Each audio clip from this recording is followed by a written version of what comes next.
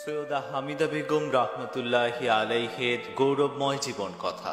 মহান সংস্কারক মোহাম্মদ ইসলামের পুনর্জীবন দানকারী সুফি সম্রাট সৈয়দ মাহবুব এ খুদা মাদ্দাজিল্লাহুল আলী হুজুরের সহধর্মণী হলেন কুতুবুল আকতাব হজরত সৈয়দা হামিদা বেগম রহমতুল্লাহি আলাই। কুতুবুল আকতাব হজরত সৈয়দা হামিদা বেগম রহমতুল্লাহি আলাইহের পিতা হলেন উপমহাদেশের প্রখ্যাত ওলিয়া আল্লাহ ইমাম সৈয়দ আবুল ফজল সুলতান আহমদ চন্দ্রপুরী রহমতুল্লাহি আলাই। মাতা বিশিষ্ট সুফি সাধক হজরত সমীরুন্নেসা খানম রহমতুল্লাহি আলাই। পিতামাতার ৫ কন্যার মাঝে হজরত সৈয়দা হামিদা বেগম রহমতুল্লাহি আলাই হলেন চতুর্থ। তিনি ২৫শে বৈশাখ ১৩৬৪ বঙ্গাব্দ ৮ মে ১৯৫৭ খ্রিস্টাব্দ বুধবার ফরিদপুর জেলার সদরপুর উপজেলাধীন চন্দ্রপাড়া গ্রামে আপন পিত্রালয়ে জন্মগ্রহণ করেন। হজরত সৈয়দা হামিদা বেগম রহমতুল্লাহি আলাই শৈশব হতেই এক অসাধারণ চারিত্রিক বৈশিষ্ট্য নিয়ে বড় হন। তিনি পিতা ইমাম সৈয়দ আবুল ফজল সুলতান আহমদ চন্দ্রপুরী রহমতুল্লাহি আলাইহের খুব ভক্ত ছিলেন। পিতা কিভাবে সাধনা আরাধনা করেন তিনি সবসময় সেগুলো অনুসরণ করতেন। শৈশব থেকেই কুতুবুল আকতাব হজরত সৈয়দা হামিদা বেগম রহমতুল্লাহি আলাইহের অন্তর্চক্ষু খোলা ছিল।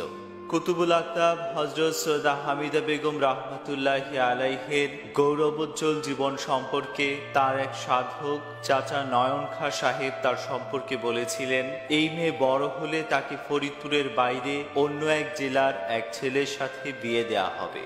ইমাম শাহ চন্দ্রপুরী রহমতুল্লাহি আলাই ওই জামাতাকে চাকুরি ছাড়িয়ে তার এই দরবার শরীফে নিয়ে আসবেন। তিনি এসে এই দরবার শরীফকে আরো উন্নত করবেন।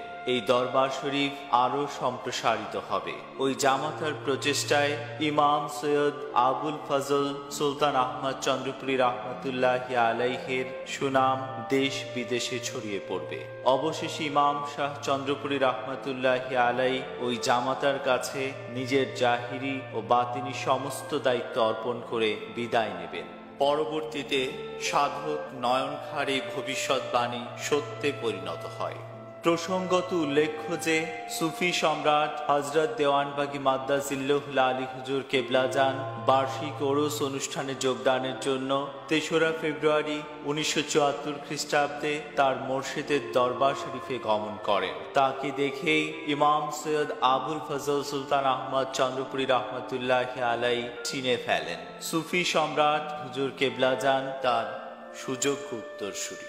পরবর্তীতে তিনি সুফি সম্রাট হজরত দেওয়ানবাগী মাদ্দাজিল্লাহুল আলী হুজুর কেবলাজানকে কাছে রাখার জন্য নিজে উৎসাহিত হয়ে স্বীয় চতুর্থ কন্যাকে ১৬ই মার্চ ১৯৭৪ খ্রিস্টাব্দ শনিবার তার কাছে বিবাহ দেন।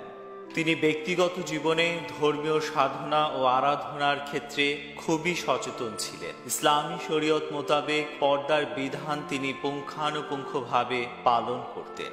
দুস্থ মানুষের প্রতি তার ছিল গভীর সহানুভূতি। এ কারণে গরিব মিসকিনদের তিনি সবসময় সাহায্য করতেন। সমাজে নারীদের মর্যাদা সমুন্নত রাখার জন্য তিনি ইসলামী পর্দা প্রথা মেনে চলার জোর তাগিদ দিতেন। সমাজে পুরুষের পাশাপাশি নারীরাও সাধনা করে যেন আল্লাহ ও হজরত রাসূল সাল্লাল্লাহু আলাইহি ওয়াসাল্লামের নৈকট্য হাসিল করতে পারে সেজন্য তিনি বিশেষভাবে গুরুত্ব আরোপ করেছেন।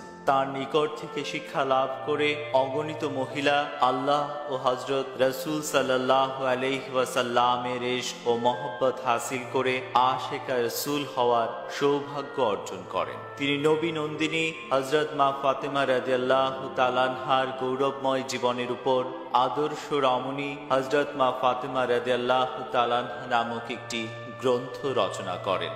হজরত সৈয়দা হামিদা বেগম রহমতুল্লাহি আলাই তার স্বামী হজরত সৈয়দ মাহবুব এ খুদা মাদ্দাজিল্লাহুল আলীর প্রতি সর্বদা একান্ত অনুগত ও শ্রদ্ধাশীল ছিলেন। তিনি একজন পতিপরায়ণা স্ত্রী হিসেবে তার দায়িত্ব পালনে সদা সচেতন থাকতেন। তাই তিনি স্বামীকে সর্বদা সহযোগিতা করেছেন।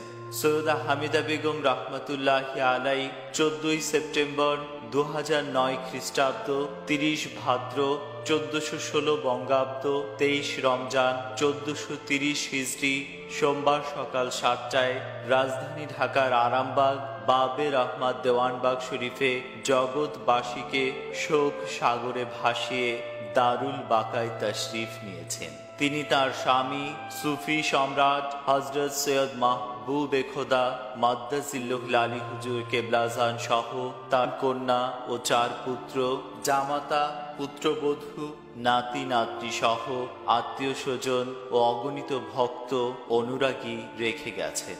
তার লেখা অসংখ্য গজল মোর্শেদ প্রেমিকদের হৃদয়ে আজও চিরভাস্বর হয়ে আছে।